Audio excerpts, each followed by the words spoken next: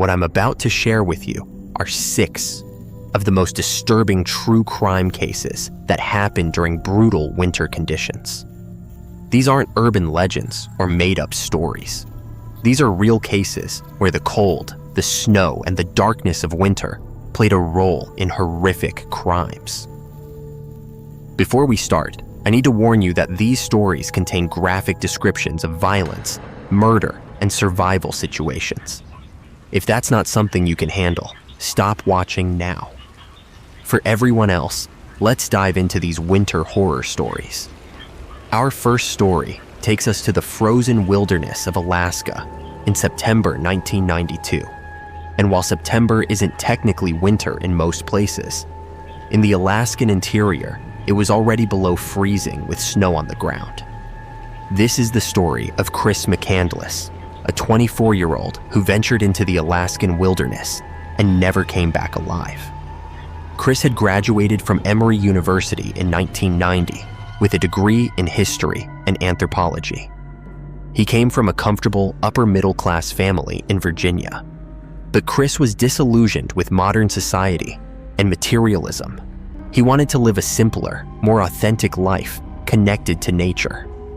After graduating, Chris donated his entire savings of $24,000 to charity, abandoned his car, burned his remaining cash, and hitchhiked across America. He adopted the name Alexander Supertramp and spent 2 years wandering, working odd jobs, and sleeping outdoors. His ultimate goal was to live alone in the Alaskan wilderness, to test himself against nature, to find out what he was really made of. In April 1992, Chris hitchhiked to Alaska. He had minimal supplies, a rifle, some rice, and other food, but nothing approaching what would be needed for long-term wilderness survival. Chris made his way to the Stampede Trail, an old mining road that led into Denali National Park. About 25 miles down this trail, Chris found an abandoned Fairbanks bus that had been left there decades earlier. The bus, known as Bus 142, had been used as a shelter by hunters. Chris decided this would be his base camp. He moved into the bus in late April 1992. He had a sleeping bag, some books, his rifle for hunting, and basic supplies. He began his experiment in wilderness living. For the first few months, Chris seemed to be doing okay. He kept a journal documenting his experiences. He wrote about the beauty of the wilderness, about hunting small game, about the satisfaction of living simply. He shot and killed a moose, but didn't know how to properly preserve the meat. Most of it rotted before he could eat it. This was a huge loss of protein that he couldn't afford. Chris had been counting on hunting to supplement his rice supply, but hunting proved much more difficult than he'd anticipated. By July 1992, Chris was running low on food. His rice supply was nearly gone. Game was scarce. He was losing weight rapidly. He wrote in his journal that he was extremely weak. He tried to walk out of the wilderness to get help, but the Teclonica River, which he'd easily crossed in April when it was frozen, was now a raging torrent from snowmelt. He couldn't cross it. He was trapped. Chris turned back to the bus. He was now in a survival situation. Chris started eating wild plants to supplement his dwindling food supply. He had a book about edible plants of Alaska with him. He identified a plant called wild potato, which the book said was edible. Chris ate the roots of this plant regularly. But what Chris didn't know was that the seeds of the wild potato plant contain a toxic compound. If you eat too many of the seeds over a period of time, they cause a condition called latherism, which leads to paralysis and starvation because your body can't process proteins properly. Chris had been eating not just the roots, but also the seeds, not realizing they were poisoning him. By late July, Chris was severely malnourished and likely suffering from the effects of the poisonous seeds. He became too weak to hunt or gather food. He was essentially bedridden in the bus. His journal entries became shorter and more desperate. On July 30th, he wrote, "Extremely weak, fault of pot seed, much trouble just to stand up, starving, great jeopardy." Chris knew he was dying. Chris McCandless died alone in that bus in early August 1992. His last journal entry was August 12th. He wrote, "Beautiful blueberries," and drew a smiley face. It's believed he died shortly after this entry. His body wasn't discovered until September 6, 1992, when moose hunters found him inside the bus. Chris had been dead for about 3 weeks. His body weighed only 67 pounds. He'd essentially starved to death in the Alaskan wilderness. The discovery of Chris's body and his story became national news. His journal and the photos he'd taken of himself were recovered. They showed a young man who'd started his adventure, healthy and optimistic, but gradually wasted away. In his final photos, Chris looked skeletal, his face gaunt, his eyes hollow. He'd written a note that was found with his body. It said, "I have had a happy life and thank the Lord. Goodbye, and may God bless all." He signed it, Christopher McCandless. Chris's story was later told in a book called Into the Wild by John Krakauer and a movie of the same name. The story sparked debate. Some people saw Chris as an idealistic young man who died pursuing his dreams. Others saw him as a foolish, unprepared person who died because of his own arrogance and ignorance. The truth was probably somewhere in between. Chris had the courage to pursue a different kind of life, but he didn't have the skills or preparation to survive in the Alaskan wilderness, especially as winter approached. Chris's family was devastated by his death. They'd been looking for him for 2 years, not knowing if he was alive or dead. Finding out he'd died alone, starving in a bus in Alaska, was heartbreaking. Chris's sister Corrine later wrote her own book about Chris, describing him as a complex person who was running from family trauma as much as he was running toward adventure. The McCandless story remains one of the most famous cases of someone dying in the Alaskan wilderness. Now, if you're finding this content compelling, please hit that like button and subscribe to the channel. Drop a comment and let me know what you think. Let's move on to our second story. This next case takes us to the mountains of Colorado in January 1999 and involves the mysterious death of JonBenét Ramsey. Actually, I need to correct that because JonBenét died in December. Let me tell you instead about Harold Henthorn and the death of his second wife, Toni, in Rocky Mountain National Park. Harold Henthorn seemed like a successful businessman living in the Denver area. He'd been married twice. His first wife, Lynn, had died in 1995 in what was ruled an accidental death. Harold's car had supposedly slipped off a jack while he was changing a tire, and the car had crushed Lynn. Harold collected a large insurance payout from Lynn's death. In 2000, Harold married Toni Bertolet, a successful ophthalmologist. Toni was smart, beautiful, and well-liked. She and Harold had a daughter together named Haley. To everyone who knew them, Harold and Toni seemed like a happy couple. But Harold was hiding dark secrets. He wasn't actually a successful businessman. He had almost no legitimate income. He was living off Toni's salary and money from insurance policies. And he'd taken out large life insurance policies on Toni without her full knowledge. On September 29th, 2012, Harold and Toni went hiking in Rocky Mountain National Park. They told Toni's family they were celebrating their 12th wedding anniversary with a hike. Harold chose a trail that led to a remote area with steep cliffs. The weather was getting cold. Winter was approaching in the high mountains. When they reached a scenic overlook with a steep drop, Harold suggested they take photos. What happened next, according to Harold's story, was that Toni was standing near the edge looking at the view when she slipped and fell off the cliff. She fell 130 feet down the rocky cliff face. Harold said he heard her scream, and when he looked over the edge, she was lying motionless far below. Harold used his cell phone to call 911. He was crying and saying his wife had fallen off a cliff. Rescue teams were dispatched immediately. When rescuers arrived, they had to rappel down the cliff to reach Toni. She was found on a rocky ledge. She'd suffered massive head trauma and other injuries from the fall. She was dead. Her body was brought up from the cliff and transported to a hospital where she was pronounced dead. At first, the death was treated as a tragic accident. Harold played the devastated husband.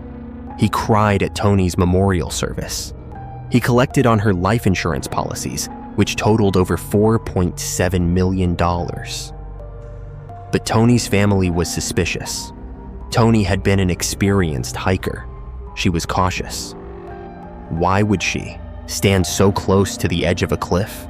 And they'd never liked Harold. They'd always felt something was off about him. Toni's family started asking questions. They contacted the National Park Service and urged them to investigate more thoroughly. As investigators looked closer at the case, things didn't add up. The spot where Toni fell was on level ground, not on a slope where someone might lose their footing. For Toni to have accidentally fallen, she would have had to be standing right at the edge and then somehow stumbled or tripped backward. But there was no reason for her to be standing that close to the edge. Toni was not a reckless person. Investigators also looked into Harold's background. They discovered that his first wife, Lynn's death in 1995 was also suspicious. Lynn had supposedly been crushed by a car that fell off a jack, but the circumstances were odd. Harold had changed his story multiple times about what happened. He'd collected a large insurance payout from Lynn's death too. Was it possible Harold had killed both his wives for insurance money? The investigation continued for months. Investigators recreated the scene at the cliff. They looked at the trajectory of Toni's fall. They examined her injuries. The evidence suggested that Toni had not simply slipped and fallen. The force and direction of her fall indicated she'd been pushed. Investigators also found that in the days before the hike, Harold had done internet searches about Rocky Mountain National Park and had been looking at maps of trails with cliffs. In November 2014, over 2 years after Toni's death, Harold Henthorne was arrested and charged with first-degree murder. The prosecution's theory was that Harold had planned to kill Toni for months. He'd taken out large life insurance policies on her. He'd researched locations where he could stage an accidental death. He'd chosen the anniversary hike as his opportunity. He'd led Toni to a remote cliff, and when the moment was right, he'd pushed her over the edge. Harold's trial took place in September 2015. The prosecution presented all the evidence. They showed Harold's financial motive, the large insurance policies, Harold's debts and lack of income. They showed the suspicious circumstances of both Lynn's and Toni's deaths. They presented testimony from Toni's family and friends who described how Toni had been talking about leaving Harold, how she'd discovered he was lying about his career and income. They presented evidence that Harold had been controlling Toni's access to their finances, that he'd been isolating her from her family. They showed that Harold had convinced Toni to come on this hike to this specific location. They presented expert testimony about the fall, showing it was inconsistent with an accident. They showed Harold's internet searches, planning the murder. Harold's defense tried to argue that Toni's death was a tragic accident, that there was no concrete proof Harold had pushed her. They tried to create reasonable doubt, but the jury didn't buy it. On September 22nd, 2015, Harold Henthorne was convicted of first-degree murder. He was sentenced to life in prison without the possibility of parole. He's currently serving his sentence in a federal prison. Toni's family finally had justice, though it couldn't bring Toni back. Toni was only 50 years old when she died. She was a respected doctor who helped people. She had a young daughter who now had to grow up without her mother. and with the knowledge that her father had murdered her mother. Harold Henthorne had killed 2 wives for insurance money. He'd literally pushed them to their deaths and tried to make it look like accidents. He'd gotten away with it once with Lynn, but he didn't get away with it after killing Tony. Let's move on to our third story now. This case takes us to upstate New York in February 2014 and involves the murder of a 12-year-old girl named Autumn Pasquale. Actually, let me correct that because Autumn died in October.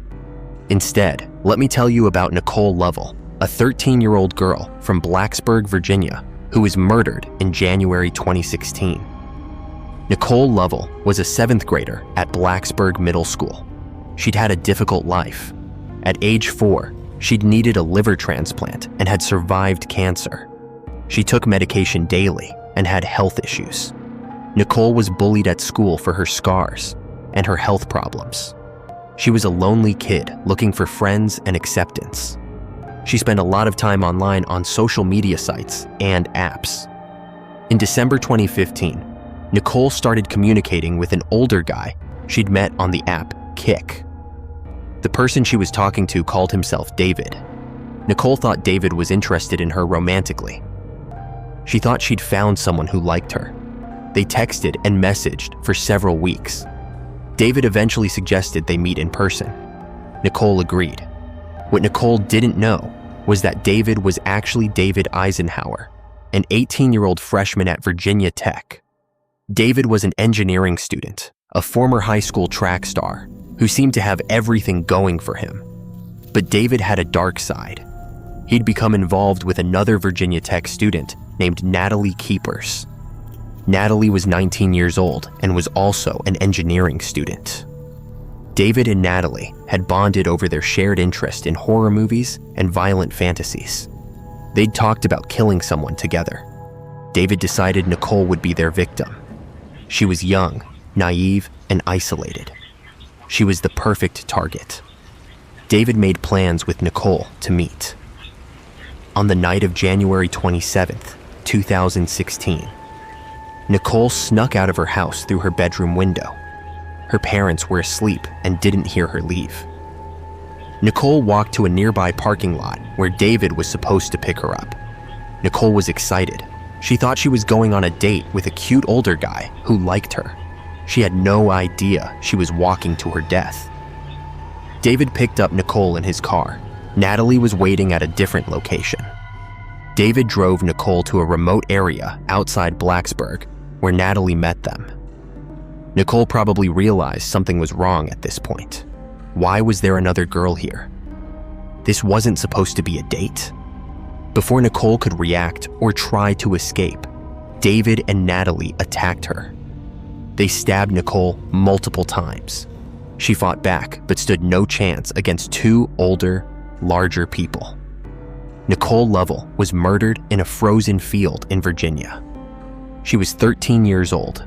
David and Natalie put Nicole's body in the trunk of David's car. They drove across the state line into North Carolina. They'd researched locations in advance. They took Nicole's body to a wooded area off a rural road in Surry County, North Carolina. They dumped her body there, covering it with branches and brush. Then they drove back to Blacksburg. They thought they'd gotten away with murder. The next morning, January 28th, Nicole's parents discovered she was missing. Her bedroom window was open. Nicole was gone. They immediately called police. Officers came to the house and started investigating. They found Nicole's laptop and checked her social media. They found the messages between Nicole and David. They were able to trace the account to David Eisenhower. Police went to Virginia Tech to question David. David denied knowing Nicole at first, but when confronted with the messages, he admitted he'd been talking to her online. He claimed he'd never met her in person. Police didn't believe him. They got a search warrant for David's car. They found blood in the trunk. DNA testing confirmed it was Nicole's blood. David had killed Nicole and transported her body in his car. David was arrested on January 30th, just 3 days after Nicole's murder. When questioned, he confessed. He told police where Nicole's body was. He also implicated Natalie Keepers as his accomplice. Natalie was arrested the same day. Both were charged with first-degree murder and abduction. Police went to the location in North Carolina where David said he'd left Nicole's body. They found her in the woods, exactly where David said she'd be. Nicole had been stabbed multiple times. She'd died from her wounds.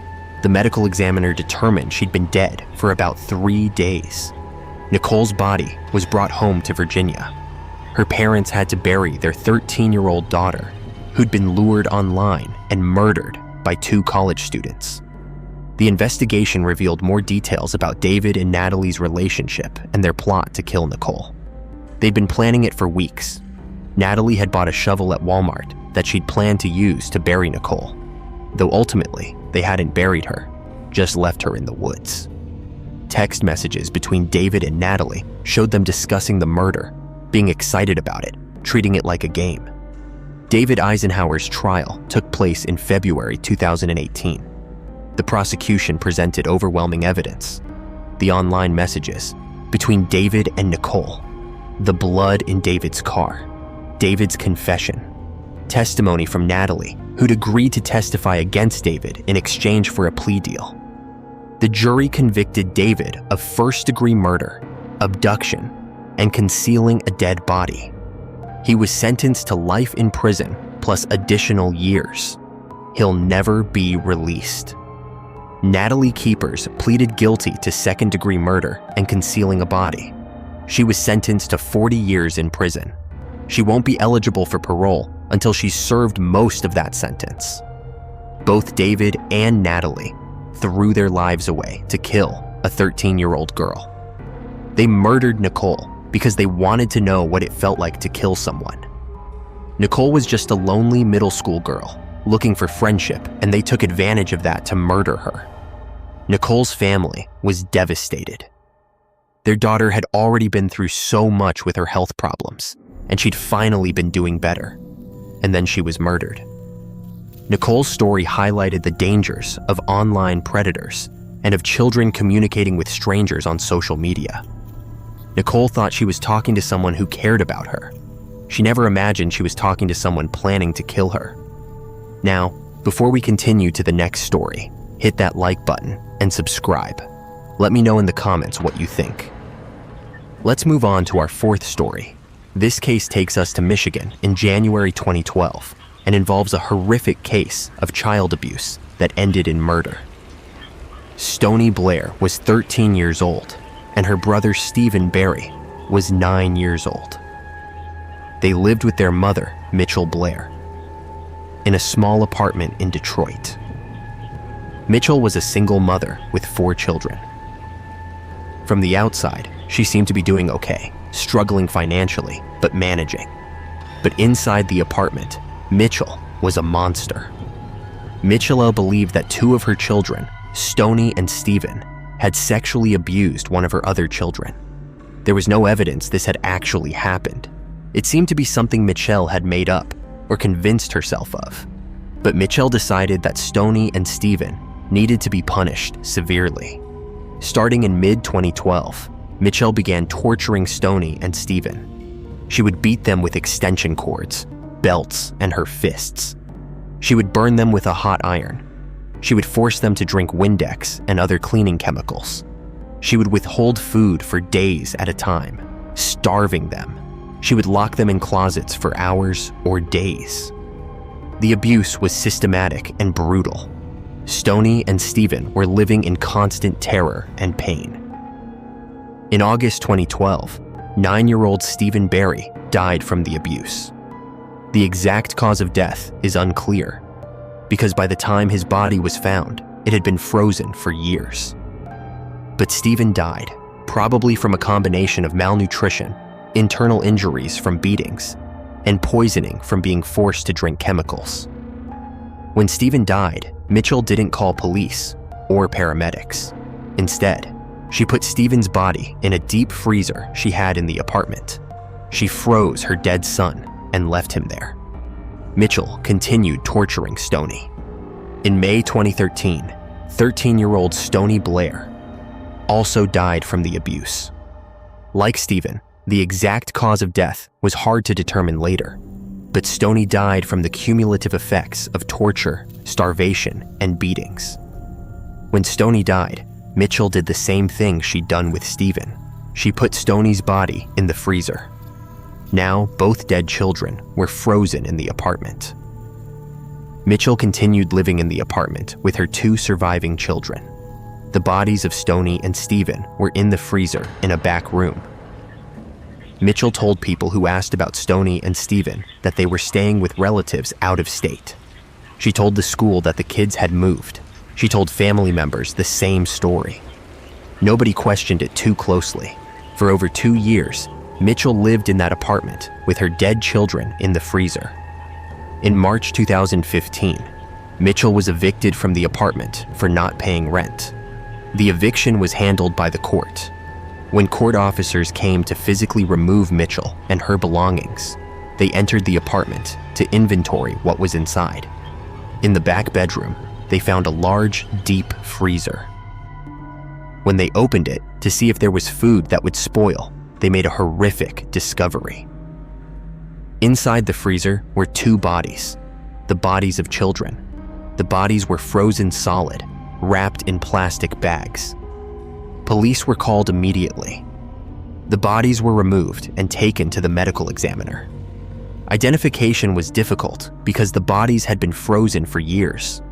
But eventually, the bodies were identified as Stoney Blair and Stephen Barry through dental records and other means. The medical examiner determined both children had died from abuse and neglect.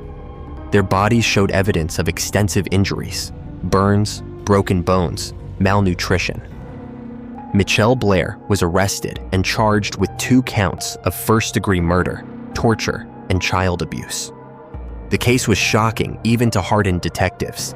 Mitchell had tortured and killed 2 of her own children and then lived with their bodies in a freezer for years.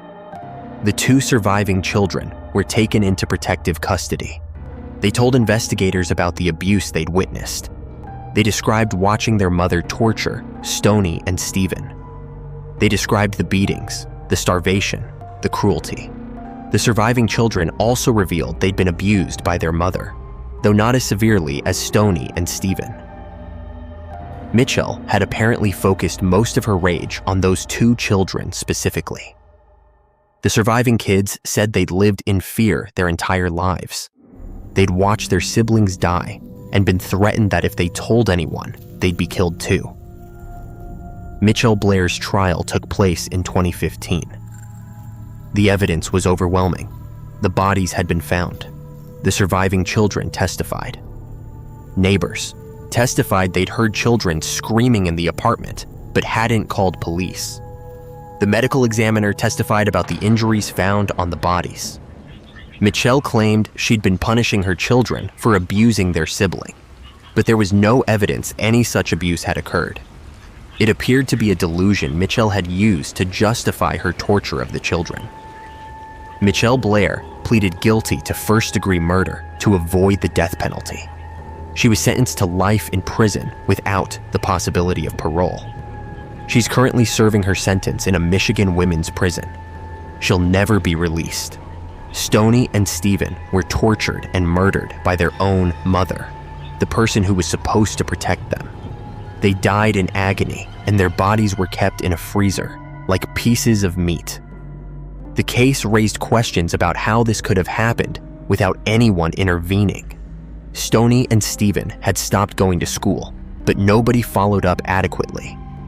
Neighbors heard screaming, but didn't call police. The system failed these children in every possible way. 2 kids were tortured to death, and their bodies were kept in a freezer for years, and nobody noticed they were missing. Let's continue with our 5th story. This takes us to rural Idaho in January 2015 and involves the murder of a young mother and her children.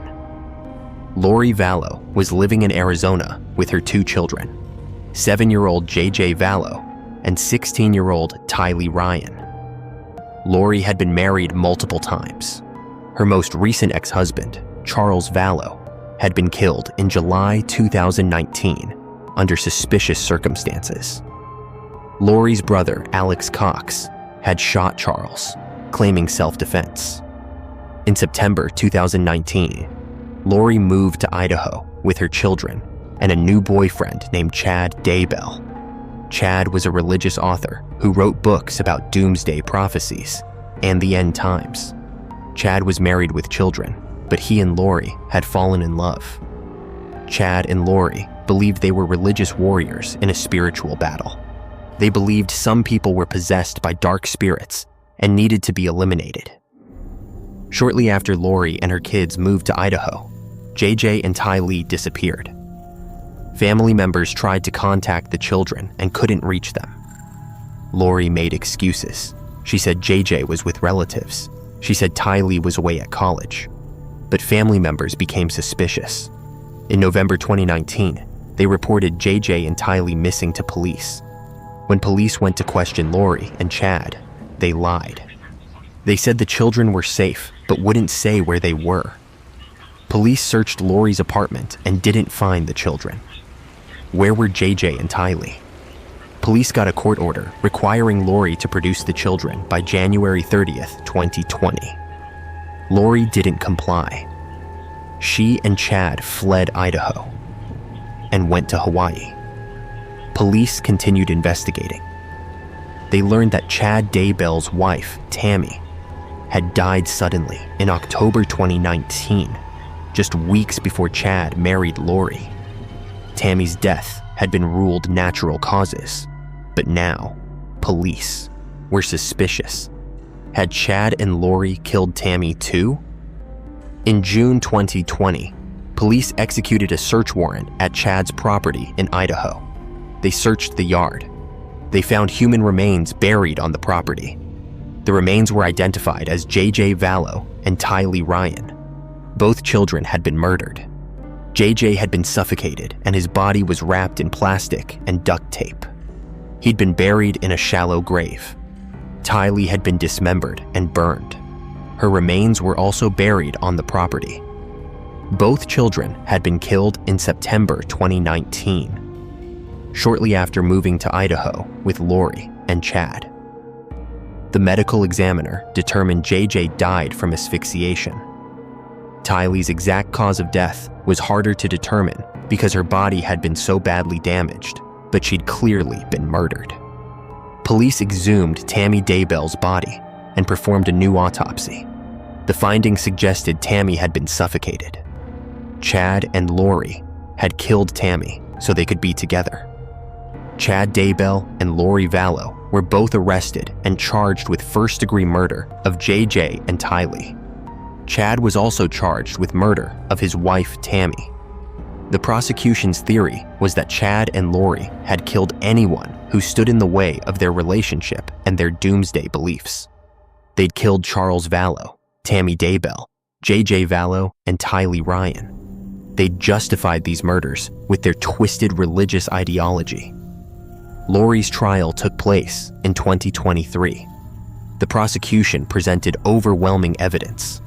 They showed text messages between Lori and Chad discussing how the children were possessed by dark spirits. They showed financial records proving Lori had continued collecting Social Security benefits for JJ after he was dead, meaning she knew he was dead. They showed evidence that Lori had lied to everyone about where the children were. They presented forensic evidence from the burial sites. The jury convicted Lori Vallow of all charges. She was sentenced to life in prison without parole. Chad Daybell's trial took place in 2024. He was also convicted of all murders and sentenced to death. Both Lori and Chad will spend the rest of their lives in prison for murdering Lori's children and Chad's wife. JJ was 7 years old. He had autism and was a happy child who loved life. Ty Lee was 16 years old with her whole life ahead of her. They were murdered by their own mother and her boyfriend because of delusional religious beliefs. The children were buried in a yard like garbage. The case shocked the nation because of how cold and calculated the murders were. Lori showed no remorse. She seemed to genuinely believe she'd done the right thing by killing her children. Now, let's move to our sixth and final story. This takes us to Montana in January 2018 and involves the murder of a woman named Sherry Arnold. Sherry was a 43-year-old high school teacher in the small town of Sidney, Montana. She was married with 2 children. Sherry was an avid runner who jogged every morning before work, even in winter. On the morning of January 7th, 2012, Sherry went for her usual morning run around 6:30 a.m. It was dark, cold, about 15 degrees. Sherry was dressed in running clothes with reflective gear. Sherry's normal route took her through quiet residential streets in Sidney. She ran the same route most mornings and felt safe. Sidney was a small town where everybody knew everybody. Crime was rare, but on this particular morning, 2 men were driving through Sidney. Lester Van Waters Jr. and Michael Spell were from Colorado and had criminal records. They were in Montana for work in the oil fields. They'd been drinking and doing drugs all night. As they drove through Sidney around 6:45 a.m., they saw Sherry running on the street. On impulse, they decided to abduct her. Michael was driving. He pulled the car alongside Sherry. Lester jumped out and grabbed her. Sherry screamed and fought back. She tried to run, but Lester was much stronger. He forced Sherry into the back seat of the car. Michael drove away quickly. A witness saw part of this abduction. A person looking out their window saw a woman struggling with a man near a car. By the time the witness realized what they were seeing and could react, the car was gone. The witness called 911 and reported seeing a possible abduction. Police responded immediately. When Sherry didn't return from her run and didn't show up at school, her husband knew something was wrong. He called police. Officers had already received the 911 call about the possible abduction. They started searching for Sherry. They put out alerts for her. They interviewed the witness who'd seen the abduction. The witness described the car, a dark-colored sedan. Police started looking for that car. Meanwhile, Lester and Michael had driven Sherry out of Sidney into the rural countryside. In a remote area, they stopped the car. They murdered Sherry. The exact method of how they killed her was never fully determined because of the condition of her body when it was found. But they killed her, and then tried to hide her body. They drove her body to an extremely remote location in North Dakota, about 75 miles from Sidney. They buried Sherry in a shallow grave near some oil field access roads. Then Lester and Michael drove back to their housing in Sidney, acting like nothing had happened, but police were already looking for them. The witness description of the car matched a vehicle registered to Michael Spell. Police found Michael and Lester and brought them in for questioning. At first, both men denied knowing anything about Sherry, but police had evidence. They had the witness. They had cell phone records showing the men's phones had been in the area of the abduction at the time it happened. After hours of interrogation, both men confessed. They admitted they'd abducted and killed Sherry Arnold. They told police where they'd buried her body. On March 24th, 2012, nearly 3 months after Sherry disappeared, her body was found in the location the men described. She was buried in a shallow grave in a desolate area of North Dakota. Sherry's body was badly decomposed from being buried in the frozen ground for months. Lester Van Waters Jr. and Michael Spell were both charged with kidnapping and murder. The evidence against them was overwhelming. They'd confessed. Sherry's body had been found where they said it would be. DNA evidence linked them to the crime. Both men were convicted. Lester was sentenced to life in prison plus 85 years. Michael was sentenced to life in prison plus 110 years. Neither will ever be released. Sherry Arnold's family was devastated. Sherry had been a beloved teacher. She was a wife and mother. She'd been out for her morning run, doing something she loved, and 2 strangers had abducted and murdered her for no reason. There was no motive. Lester and Michael didn't know Sherry. They'd seen her running and decided on impulse to grab her. It was a completely random act of violence. The case terrified the community of Sydney. If Sherry Arnold, a well-known teacher, could be abducted while jogging in the morning, then nobody was safe. People stopped running alone. Women stopped exercising outside in the dark. The sense of safety in the small town was shattered.